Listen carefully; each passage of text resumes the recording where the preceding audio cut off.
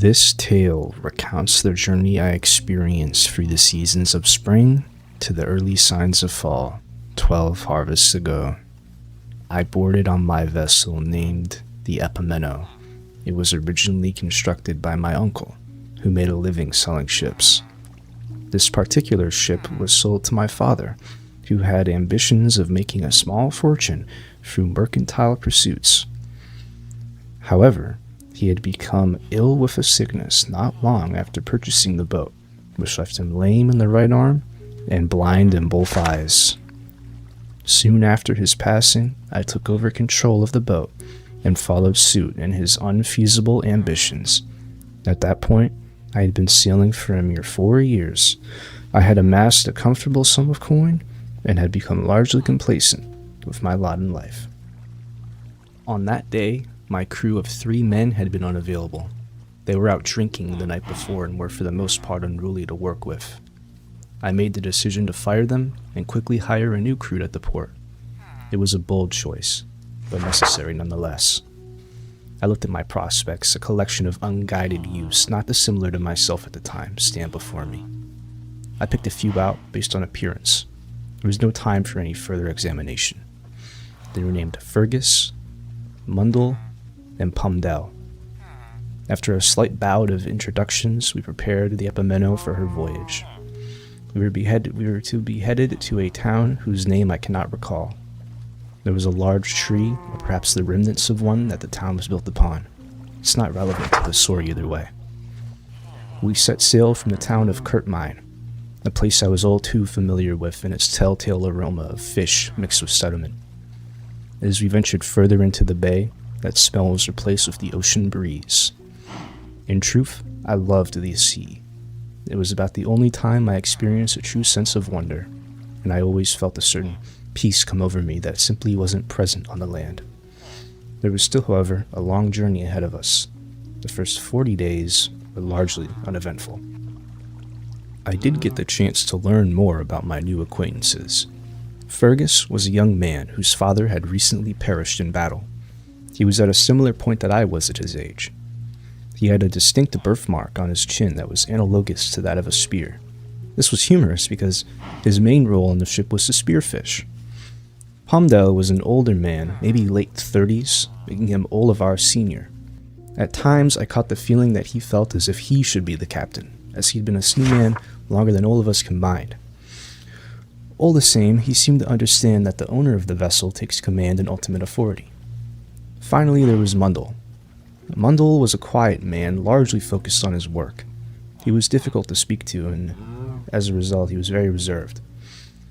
On his off time, aboard the Epimeno, I would catch him whittling at a piece of driftwood. He would make intricate depictions of domestic animals, people, and everyday objects. Once he completed them, he would admire them for a brief moment, then launch it out into sea. I knew seldom few things about Mundell, but I admired his commitment and outward-facing resolve. On day 42, we had made it almost halfway to the town when an unexpected danger appeared. A leak in the hull sprung over the course of the night. It shouldn't have been a difficult fix, so I offered to go repair it. Most of the men I knew detested ship repair, but I found it both enjoyable and a nice break from the monotony. This repair in particular, I did not enjoy, however. About 3/4 of the way through my patching, I felt a sharp poke in the leg, and the air began to taste sweet. Immediately, my heart rate began to rise. I had been poisoned. Mutiny! That was the first thought ringing through my now delirious mind. I looked behind me and saw no one, and heard no noise. All the same, I'm certain there was a plot against me, and I intended to stop it in its tracks. Before I could get to it, I still had the poison to deal with. I had a vial of cure-all that I purchased from an odd-looking man a few months prior to the trip. It tasted horrific, like a mix between a pomegranate and stale milk with a hint of caviar, which I've always despised. The taste the poison had put in my mouth was of the exact opposite of the concoction and quickly dissolved when tried against it. I took a moment, composed myself, and confronted my crew. I lined them up and took a look at their faces. Fergus had a look of worry.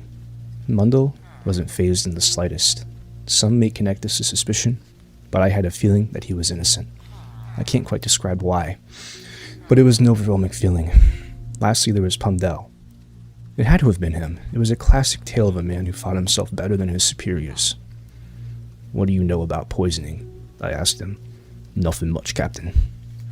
For my years, I heard a great disdain in his voice on that last word. "Captain," said as if it was a great folly. I was overcome with rage as my leg began to bloat. I dragged Pumdel to the brig. The ship was so small it was more of an upward coffin. "I didn't do nothing," he shouted. Less of a plea, more of an insult.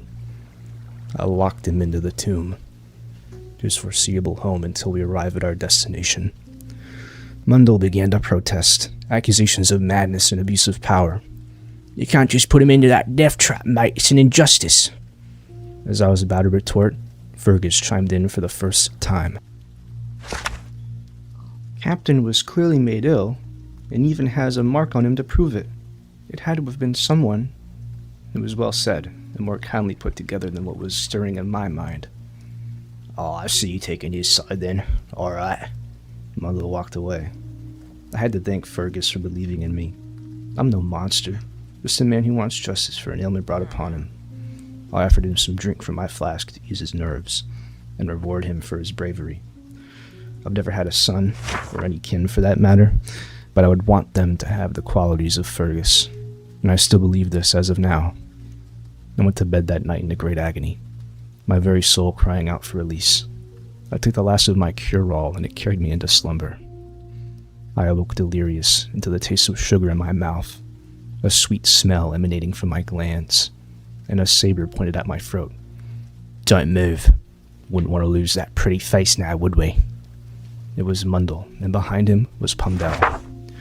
He had Fergus in chains. That damn sickness had put my body into too deep of a sleep. I had no idea of the actions taken through the night, and we were about to pay the price. Pumdel spoke. "This here little worm chose his side. He's hoping he believed in it." He brought up his razor blade to Fergus's neck. I've never been at war, or had to kill a man, nor had I seen one die before me, especially a friend. It's a feeling that overcomes even sickness. The blade slid across his throat. I saw, for the first time, true, unbridled terror in a man's eyes. Pumdel let go of him, and he grasped for his throat. A trail of sickeningly dark crimson meandered to the floor, words of the Epimeno, now a mausoleum for a being of spirit, ideals, and ambition. The blood seeped into the ship as if it was absorbing the spirit of him. In his last moments, he tried to mouth something to me, but I can't read lips. I like to think it was advice or memorable last words, but it was most likely a cry for help, or his mother, as many other men had pleaded before. In less than 30 seconds, Fergus was dead. I laid in shock for a moment, staring at the lifeless man. "Now that's gonna be you if you don't cooperate, are we clear?" In my shock, my memory of the preceding events was blurred. But it ended with me in the brig and my ship taken over. The mutiny was complete. My leg was in an unimaginable pain. They left me in the brig to rot, presumably as some form of torture. But I knew something they didn't. The rig was ramshackle. I constructed it myself not long ago.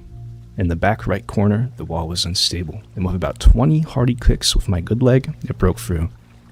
It was stormy, and everyone was asleep. They dumped Fergus overboard, but hadn't yet cleaned the blood out of the cracks in the floorboard. I always stashed weapons on the Epimeno before a trip.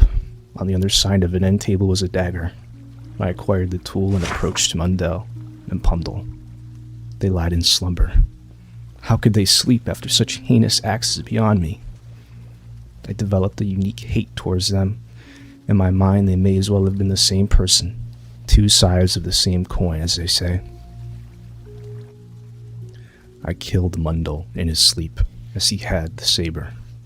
One slice to the throat, all too familiar. Pumdel awoke in the fright, but he was too late. Mundell was dead, and I had his sword. "You're a maniac, mate. There was no poison, I swear on that." His shouts fell on deaf ears as I forced him overboard. He was supplied with a piece of hardtack and a small buoyant platform to hang on to. He drifted away, and his words became too faint to understand. My ship was secure, and I was alone. I had no time to rest, however. If I did, my sickness would surely take me. I was out of tonic. My only option would be the removal of the leg. I prepared what little I had. A cloth, some rum, and a saber I heated with a flame. I sat down, took a swig, and started the cut. Every tissue, every muscle, every vein in my leg separated piece by piece. I cut the blood flow to my leg with a rap, but even still it bled fierce. After a little over a minute of slicing with the saber, it separated, and my affliction was gone. Its phantom, however, would go on to haunt me every waking moment. By some miracle, I managed to stabilize myself. With this action, I had officially survived the mutiny and poisoning, more than most men could say. I had no choice but to proceed with the voyage. It was a tough one. Getting used to the absence of an appendage is hard enough on the land. Over the course of the next few months, I endured many hardships, but did eventually make it to the town.